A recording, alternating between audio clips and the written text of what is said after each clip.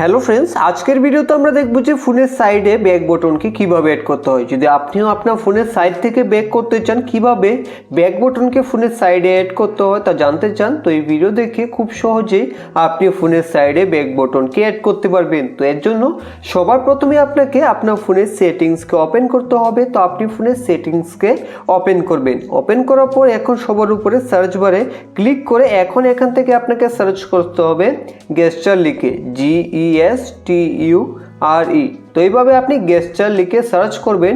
Search করার পরে এখানে আপনি দেখতে পাবেন গেস্টার নেভিগেশন।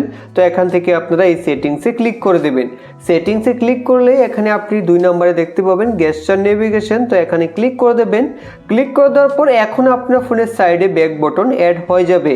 তো এখন আপনি ফোনের সাইড থেকে এইভাবে ব্যাক করতে পারবেন, দুনো সাইড থেকে এইভাবে আপনি ব্যাক করতে পারবেন।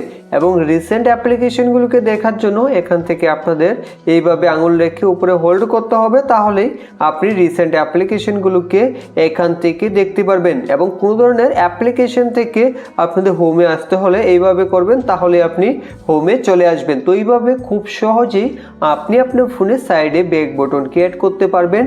যদি ভিডিওটি ভালো লেগে থাকে একটি লাইক করে চ্যানেলটিকে সাবস্ক্রাইব করবেন। ভিডিও সম্পূর্ণ দেখার জন্য ধন্যবাদ।